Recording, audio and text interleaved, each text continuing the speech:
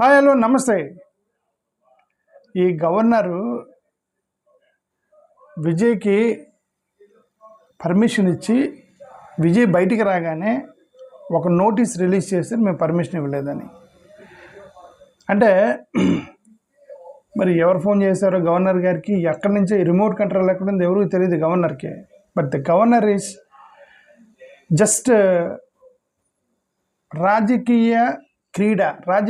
అందుకే గవర్నర్లు ఇవన్నీ చేయకూడదనే పాపం ఫెడరల్ సిస్టము. మీ గవర్నర్ల మీద మీరు మ్యానిపులేట్ చేస్తున్నారు గవర్నర్లు ఉపయోగించి అని చెప్పేసి ఆ డిఎంకే వాళ్ళు నెత్తి నూరు కొట్టుకుంటే ఆ డిఎంకే వాళ్ళు ఓడిపోయారు. ఇప్పుడు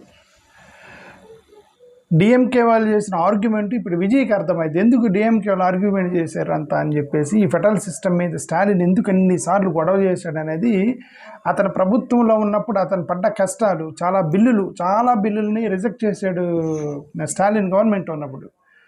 ఫ్రస్ట్రేషన్ వచ్చేది స్టాలిన్కి, కొట్లాడాడు, కోర్టులకు వెళ్ళాడు. మీ గవర్నర్ని వాడి మా ప్రభుత్వ అభివృద్ధిని మీరు ఆపుతున్నారని చెప్పేసి చాలా గొడవ చేశాడు స్టాలిన్. చాలా గొడవ చేస్తే స్టాలిన్కి పాపం అతనికి ఎవరు మద్దతు ఇవ్వాలి. విజయ్ కూడా మద్దతు ఇవ్వాలి. విజయ్ కానీ ఏఐడిఎంకే వాళ్ళు ఎవరు మద్దతు ఇవ్వాలి. అతను అప్పుడు కొట్లాడాడు స్టాలిన్ కేంద్ర ప్రభుత్వంతో. ఇప్పుడు విజయ్కి అర్థమవుతుంది అతను ఎంత ఇరిటేట్ చేశారు. విజయ్కి గవర్నమెంట్ ఫామ్ చేయకముందే అర్థమవుతుంది గవర్నర్ ఏం చేస్తున్నాడు విజయ్కి. Okay now let's come to the point.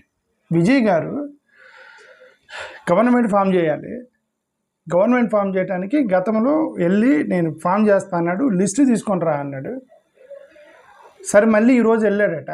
వెళ్ళిన తర్వాత flash news Vijay government form చేయబోతున్నాడు. ఇక విజయ్కి తిరగలేదని ఒకరు, విజయ్ సూర్యుడు అని ఒకరు. విజయ్ జస్ట్ 10 నిమిషాలు కూడా కాలేదు, మొత్తం తమిళ మార్చేశారు.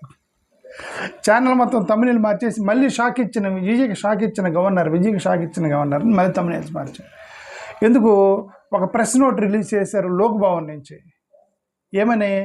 ఇతనికి 118 మంది ఉంటేనే మేము పర్మిషన్ ఇస్తామని. నాకేమంటే నాకు తెలియకని అడుగుతా, గవర్నర్ ఆఫీస్లోనే మెజారిటీ నిరూపించాల్సి అసెంబ్లీ దేనికి? గవర్నర్ ఆఫీస్లోనే పేపర్ల మీద మెజారిటీ నిరూపించాల్సినటువంటి సిస్టమ్ ఉంటే ఇక అసెంబ్లీ ఎందుకు? ఫ్లోర్ టెస్ట్ ఎందుకు?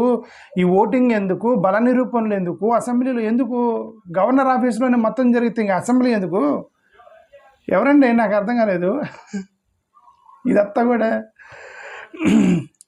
అన్యాయం. ఇది ఓకే, పక్కా అన్యాయం. పాపం ఆయన విజయ్కి అన్యాయం చేస్తున్నారు వీళ్ళందరూ కలిసి. ఒక సిస్టమ్ ఉంది కదా, ఏంటి? బల నిరూపణ ఎక్కడ చేయాలి? గవర్నమెంట్ టేబుల్ మీదనా, గవర్నర్ ఆఫీస్లోనా బల నిరూపణ చేయాల్సిందే? గవర్నర్ టేబుల్ మీదనా బల నిరూపణ చేయాలి, లేదంటే అసెంబ్లీ ఫ్లోర్ మీదనా? అసెంబ్లీ ఫ్లోర్ టెస్ట్ కదా చేయాలి. వీళ్ళకి విచక్షణ మీద నిర్ణయం తీసుకోవచ్చు అని చెప్పి అట్లా రాసి వదిలేరు. కొన్ని గవర్నర్ విచక్షణ మీద నిర్ణయం తీసుకోవచ్చు. సుప్రీంకోర్టు జడ్జిలు, హైకోర్టు జడ్జిల యొక్క విచక్షణ మీద వాళ్ళు తీర్పులు ఇవ్వచ్చు. ఆ విచక్షణ అనేది వివక్ష కాకూడదండి. విచక్షణ అంటే అర్థమైందంటే విచక్షణని వివక్షగా మార్చకూడదు. ఆ వివక్షగా మారుస్తున్నారని నాకైతే అక్కడ అర్థమైంది. ఇక్కడ వీళ్ళని చేయటం. ఓకే, 108 మంది ఆల్రెడీ ఉన్నారు. ఈయన కాంగ్రెస్ వాళ్ళు ఇచ్చారు. వీళ్ళు కమ్యూనిస్టులు కూడా కొద్ది సాఫ్ట్గా మాట్లాడారు ఈరోజు. ఏమని? గవర్నర్ తీరు మాకు నచ్చలేదు, గవర్నరు అతను అడ్డుకుంటున్నాడని చెప్పి కమ్యూనిస్టులు యాక్చువల్గా మద్దతు ఇవ్వమన్నారు. అయినా సాఫ్ట్ కార్నర్గా మాట్లాడారు. అంటే వాళ్ళకి అర్థమైంది ఎక్కడి నుంచో రిమోట్ కంట్రోల్ వస్తుందని. ఇప్పుడు వీళ్ళందరూ ఒకటవుతారు. చూడండి, 1, 2, 3 రోజుల తర్వాత స్టాలిన్ కూడా సపోర్ట్ చేస్తాడు. ఎందుకు? ఎక్కడ అడ్డుకుంటున్నారో, ఇది రిమోట్ ఎక్కడి నుంచి వస్తుందో స్టాలిన్ కూడా అర్థమయ్యి ఇదిగో మా మీద పెత్తనం చేయడానికి ట్రై చేస్తున్నారని స్టాలిన్ కూడా విజయ్కి సపోర్ట్ చేసే అవకాశాలు ఉన్నాయి వచ్చే రోజులు. ఇది ఇలానే కంటిన్యూ అయింది అనుకోండి, వీళ్ళందరూ ఒకటవుతారు. తమిళియన్స్ మొత్తం ఒకటయ్యి మళ్ళీ సెంట్రల్ గవర్నమెంట్ మీద వాళ్ళు యుద్ధం ప్రకటిస్తారు. మళ్ళీ ఇప్పుడు ఆల్రెడీ కాంగ్రెస్ వాళ్ళు జాయిన్ అయ్యారు. తర్వాత వీసీకే పార్టీ అతను డైరెక్ట్గా చెప్పాడు. కమ్యూనిస్టులు సాఫ్ట్గా మాట్లాడారు ఈరోజు ఇదంతా రిజెక్ట్ చేసిన తర్వాత. అది సంగతి. ఓకే సరే, ఎనివే ఈయనెవరో తిరుమవలనన్, అది వీసీకే పార్టీ అతను అనుకుంటా. విడుదలై చురుతగల్ కచ్చి, మరి ఇతనికి ఏం పార్టీ ఉందో. వీళ్ళిద్దరూ గవర్నర్ని విమర్శించారు ఇందాక. ఎప్పుడు?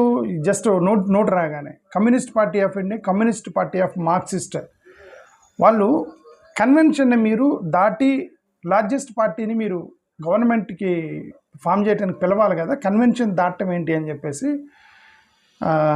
కమ్యూనిస్ట్ పార్టీ వాళ్ళు ఇందాక స్టేట్మెంట్ ఇచ్చారు వాళ్ళు. అంటే అర్థం వాళ్ళకు కూడా అర్థమైంది ఇది అన్యాయం జరిగిందని. కమ్యూనిస్ట్ వాళ్ళకి మద్దతు ఇవ్వమన్నారు, మేము డిఎంకేతో ఉంటా ఉన్నారు, అయినా సరే ఇది అన్యాయం అన్నారు కమ్యూనిస్ట్ పార్టీలో వాళ్ళు. Okay, moreover DMK AIADMK alliance లేదని వాళ్ళు డైరెక్ట్గా చెప్పారు కదా.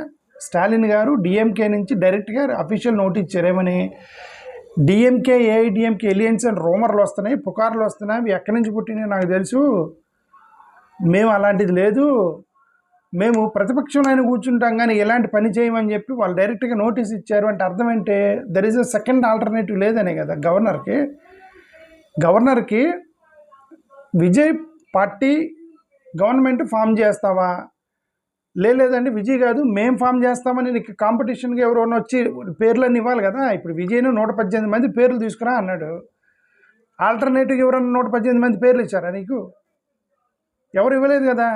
డిఎంకే వాళ్ళు మేము అదేం లేదని వాళ్ళు రిజెక్ట్ చేశారు కదా. అంటే నీకు ఆల్టర్నేటివ్గా ఎవరు ట్రై చేయట్లేదు కదా, వ్యతిరేకంగా గవర్నమెంట్ ఫామ్ చేయడానికి ఎవరు ట్రై చేయట్లేదు కదా. ఆల్టర్నేటివ్గా ఇతను ఒక్కడే కదా గవర్నమెంట్ ఫామ్ చేయడానికి ట్రై మరి అతన్నే పిలవాలి కదా ఫ్లోర్ టెస్ట్ చేయమని.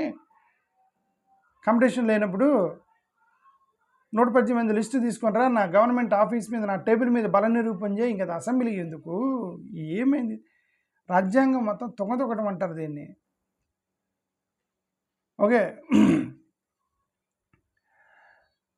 గతంలో ఒక కోర్టు కేసు చెప్తున్నా. ఈ కోర్టు కేసు ఏంది, ఇది సేమ్ ఇదే కోర్టు కేసు ఇదే. కోర్టు కేసు ఏంటంటే బొమ్మాయి కేసా, ఒక కేసు చెప్తున్నానండి, ఇప్పుడే చదివిన దాన్ని. నేను దీని మీద స్టడీ చేస్తుంటే నాకు ఒక కోర్టు కేసు ఒకటి దొరికింది. SR Bommai case. సుప్రీంకోర్టు గతంలో ఎస్ఆర్ బొమ్మాయి కేసులో జడ్జిమెంట్ ఇచ్చింది. ఏమని కరెక్ట్గా ఈ పదం రాసింది, ఎస్ఆర్ బొమ్మాయి కేసులో ఈ పదం రాశారు సుప్రీంకోర్టు అని చెప్పారు. ఏమని, the real majority should be tested on the assembly floor, not decided privately by the governor అని చెప్పారు. ఏమన్నారు, ఏ పార్టీకైనా మెజారిటీ అనేది ఎక్కడ ప్రూవ్ చేయాలంటే అసెంబ్లీ ఫ్లోర్ మీద ప్రూవ్ చేయాలి తప్ప గవర్నర్ ఆఫీస్లో ప్రైవేట్గా కాదు అని చెప్పేసి సుప్రీంకోర్టు జడ్జిమెంట్ ఇచ్చింది. ఎందుకు ఇలానే ఎవరో గవర్నర్ ట్రబుల్ ఇస్తున్నాడు, నువ్వు మొత్తం తీసుకుంటారా, నిజంగా ఉన్నారా, ఉంటే వాళ్ళ పేర్లు బయటపెట్టి, పేర్లు ఎందుకు బయటపెడతారన్నారు, సీక్రెట్గా ఎవడో ఒకటి వేస్తాడు లాస్ట్ మూమెంట్లో. మొత్తం కూడా గవర్నర్ ముందే పేపర్ మీద మొత్తం రాసి ఇచ్చే పని అయితే ఇంక ఓటింగ్ ఎందుకు, బల నిరూపణ, దానికి ఒక పేరు ఎందుకు, ఇదంతా చేస్తున్నారని ఈ ఎస్ఆర్ బొమ్మాయి కేసులో సుప్రీంకోర్టు పెద్ద జడ్జిమెంట్ ఇచ్చింది. అప్పుడు ఏమని, the majority should be proved in the assembly floor, not in the governor office అని చెప్పి జడ్జిమెంట్. దాన్ని కూడా పట్టించుకోవాలి వీళ్ళు. సుప్రీంకోర్టు జడ్జిమెంట్ని కూడా పట్టించుకోకుండా లిస్టు తీసుకురమ్మని అడుగుతున్నారు వాళ్ళు ఇప్పుడు విజయ్ని. ఓకే, సో సాడ్ ఇది. అందుకే చాలామంది సపోర్ట్ చేస్తున్నారు ఇప్పుడు విజయ్కి. ఇప్పుడు ఇంతవరకు ఎవరు సపోర్ట్ చేయాలి, ఇప్పుడు వీళ్ళందరూ సపోర్ట్ చేస్తున్నారు. సినిమా వాళ్ళు కూడా కొంతమంది సపోర్ట్ చేశారు. కమల్ హాసన్ ఒక ట్వీట్ చేశాడు ఇందాక. ఏమని ట్వీట్ చేశాడు Kamal Haasan, Tamil Nadu peoples mandate is loud and clear, respect it. ఎవరు చెప్పింది ఇది, కాంగ్రెస్ వాళ్ళు చెప్పారు. ఓకే, తమిళనాడు కాంగ్రెస్ వాళ్ళు చెప్పారు, ఇది loud and clear, their mandate is loud and clear, so respect చేయండి అని అన్నారు. ఇతను తిరుమలనన్ వీసీకే లీడర్, ఇతనేమన్నాడు, Vijay should be allowed to take charge first and prove majority later on the assembly floor. First తన ఛార్జ్ తీసుకోనండి, తర్వాత ప్రూవ్ చేసుకుంటాడు Vijay. VCK communist పార్టీలు వీళ్ళు ఏం చెప్పారు, వీళ్ళు governor constitutional convention required giving the first priority opportunity to the single largest party, governor should allow Vijay to test on the floor అని కమ్యూనిస్ట్ పార్టీలు చెప్పింది. ఎన్ రంగస్వామి, ఎవరు Rangaswamy, Puducherry chief minister, CM. అతను యాక్చువల్గా ఎన్డీఏ వ్యక్తి. పుదుచ్చేరి సీఎం ఎవరు, ఎన్డీఏ అలయన్స్తో ఉన్నటువంటి ముఖ్యమంత్రి. అతను చెప్పాడు, ఇది విజయ్కి అన్యాయం చేస్తున్నారు, అతను మీరు అవకాశం ఇవ్వాలి, కాంగ్రెస్ వాళ్ళని అప్రిషియేట్ చేస్తున్నాను, ఈ పరిస్థితుల్లో కాంగ్రెస్ చేసిన కరెక్ట్ పని చేశారు, ఎందుకంటే జస్ట్ షార్టేజ్ ఒక పబ్లిక్ మ్యాండేట్ ఇచ్చారు, మ్యాండేట్ ఇచ్చిన తర్వాత 10-12 షార్టేజ్ ఉంది. ఆ 10-12 తోటి రీఎలక్షన్కి వెళ్ళటం అనేది, గవర్నమెంట్లు పడగొట్టడం అనేది అన్యాయం. ఎవరో ఒకరు అతనికి హెల్ప్ చేసి గవర్నమెంట్ ఫామ్ చేయించాలని ఎన్డీఏకి సంబంధించిన పుదుచ్చేరి ముఖ్యమంత్రి ఎన్ రంగస్వామి చెప్పాడు. ఓకే, అంటే చూసే వాళ్ళందరికీ బాధ వేస్తుంది. ఎందుకంటే 108 సీట్లు గెలిచాడు అతను. 10 షార్టేజ్ తోటి ముఖ్యమంత్రిగా నీకుండా అడ్డుకుంటున్నారు వీళ్ళు, గవర్నర్ల ద్వారా ఉపయోగించి గవర్నర్ని అడ్డం పెట్టి అనేది అందరికీ బాధ వేస్తుంది. కమల్ హాసన్ ఏమన్నాడు, not inviting Vijay to form government would disrespect Tamil Nadu's mandate. తమిళ యొక్క మ్యాండేట్ని మీరు డిస్రెస్పెక్ట్ చేయటమే, మీరు అతను కనుక చేయకపోతే అని చెప్పేసి ఇతను. తర్వాత ఇంకెవరు స్టాలిన్, ఎవరు ప్రకాష్ రైజ్ ఏదో సపోర్ట్ చేశాడట, ప్లస్ ఎవరు ఇంకొక అతను సినిమా హీరో ఎవరు విశాల్ అని ఎవరు హీరో ఉన్నాడు, అతను సపోర్ట్ చేశాడట. సో ఇలా చాలామంది సపోర్ట్ చేస్తున్నారు. ఈ డిఫికల్టీ టైమ్స్లో విజయ్కి రెండు బాధపడతాయి. విజయ్కి ఒకటే, ఆ రోజు స్టాలిన్ చేసిన గొడవ, కేంద్ర ప్రభుత్వం మీద స్టాలిన్ చేసిన గొడవ, గవర్నర్లు అడ్డం పెట్టి 30 బిల్లులు ఆపారు, నా బిల్లులు పాస్ చేయకుండా చేశారు, గవర్నర్ అసలు నీకు ఎవరు రైట్ ఇచ్చారు, ఫెడరలిజం తొక్కేస్తున్నారని ఆ నెత్తి నోరు కొట్టుకున్న డిఎంకే ఎవరు వినలా. ఇప్పుడు విజయ్కి అర్థమైంది. పాయింట్ 1. పాయింట్ 2, కష్టాలలో ఎలా నిలబడాలనేది విజయ్కి బాగా అర్థమైంది. ఎలా ఉన్నారు, రాజకీయం ఏంటి అనేది, ముఖ్యమంత్రి కాకముందే అతను రాజకీయం ఎలా ఉండిద్ది అనేది అతనికి అంత ఈజీగా ఉండబోతుంది. అతని కెరీర్ అనేది చాలా ఏమంటారు, వాకింగ్ ఆన్ ది థాన్స్ అని అతనికి అర్థమైంది. ఫైనల్గా ఒకటే, we ADS members will support Vijay.